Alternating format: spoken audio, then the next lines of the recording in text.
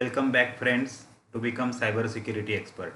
My name is Pranav and today we are going to see what are preventive controls. There are five types of controls: preventive controls, deterrent controls, detective controls, corrective controls and compensating controls.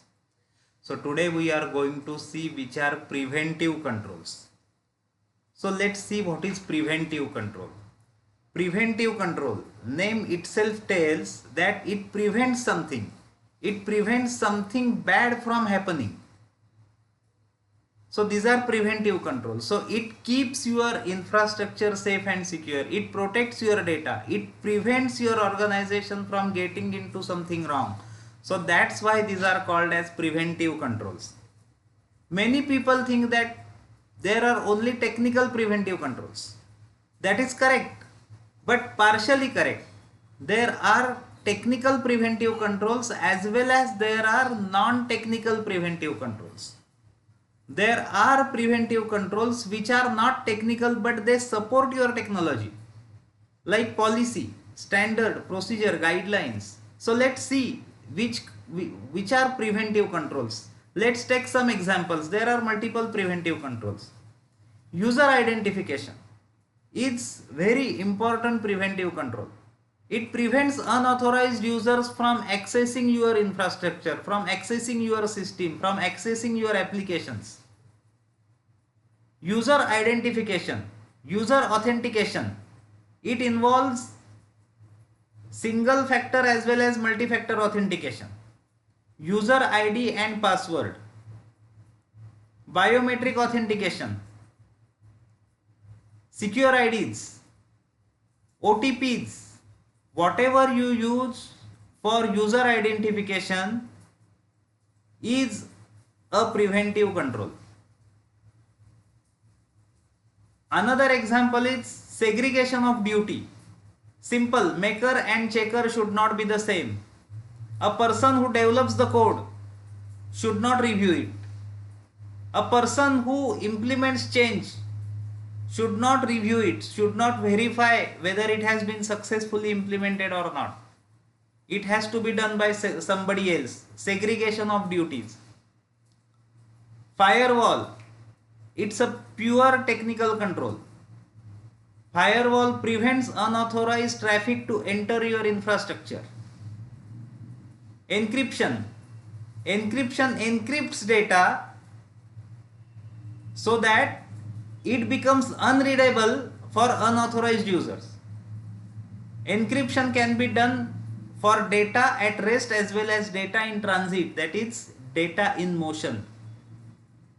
So encryption is also an example of preventive control. Antivirus, you all know that purpose of antivirus is to prevent virus attacks. If you have installed antivirus properly, if you have updated all latest definitions, if you have not kept any vulnerability, then antivirus will prevent your infrastructure. So antivirus is basically a preventive control, but if still virus attacks takes place, then you use the same antivirus to remove virus. So in such case, antivirus is used as corrective control also. Watch my video on corrective controls. Then access control lists. You configure access control lists on your routers, switches and other network devices. So access control lists are kind of firewalls, and we saw that firewall is a preventive control. You configure access control list in such a way that it allows only authorized traffic to enter your infrastructure. So it will deny any unauthorized traffic outside your infrastructure. It will not allow that traffic. So access control list is a preventive control. IPS, intrusion prevention system. Name itself tells that it is a preventive control. It will validate the traffic which is entering into your infrastructure, and it will allow only that traffic which is authorized, and it will not allow the traffic which is not authorized. Policy is a guideline, it is a management intent and management direction. It is not a technology, but it supports technology. When management comes up with IT security policy, then that policy will lead to your standards, then standards will lead to your procedures, and with the help of guidelines you will protect your IT infrastructure. So policy will drive it. So policy, even though it is not a technical thing, it is a preventive control. Disabling USB drives on your laptops, servers and other hardware. It will prevent unauthorized person getting access to your infrastructure, and authorized people also will not be able to copy anything from your infrastructure. So disabling USB drive is a preventive control. Another example is OS and application hardening. When you configure operating system or when you disable unnecessary services on applications, operating systems, then it prevents unauthorized people to access the system and to use the services which are not required for the organization or for that device or that for application to run. So it is a preventive control. Change management is also a preventive control.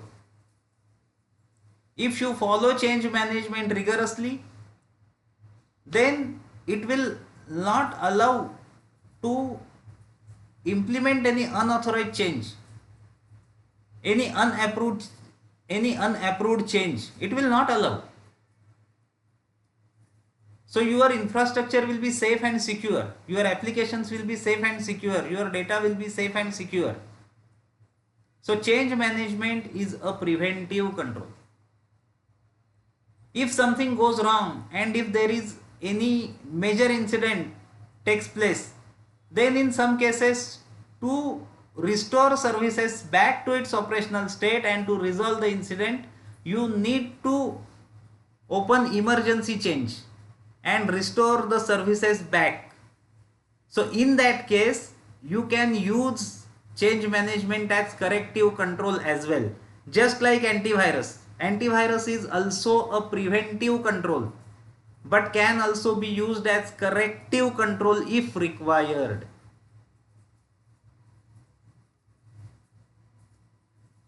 Training. Various kind of trainings are also preventive control. User awareness is the best defense against any phishing attack. If you train people properly, if they understand it, if they follow your training, then they will not get into phishing attacks. They will not be victims. Ultimately, your organization will be safe and secure. So, properly planned, properly constructed, properly implemented, properly followed training will definitely be preventive control.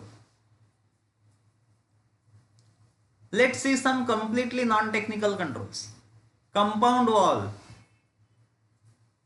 Any campus, any organization will have compound wall, and the compound wall should be minimum 8 meter tall.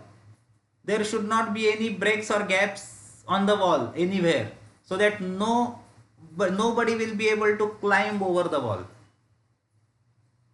So it is a preventive control. Security guards at main gate and at the entry point of any critical area, any sensitive area. So security guards are preventive controls. Swipe cards. If you have implemented swipe cards, then Only authorized people will be allowed to enter your premises, that too after swiping the card, and only authorized people will be able to enter. So swipe card is also an example of preventive control. Then next point is backup. Interesting topic, interesting control. Is backup a preventive control? Really? Do you think so?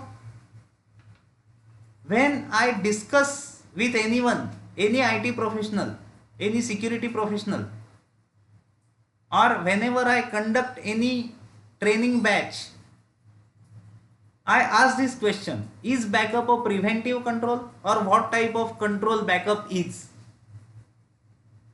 Many people give me answer that backup is preventive control. What is your opinion? Watch my other videos on other types of controls: detective controls, deterrent controls, corrective controls, and compensating controls. You will get your answer. What type of control backup is? There are multiple controls which are preventive. It is not possible to cover everything in one video. Hope you have liked this video. You have understood what is preventive control. If so, then please like this video. If you have not subscribed this channel, please subscribe your own YouTube channel, Cyber Security Expert. Thank you so much.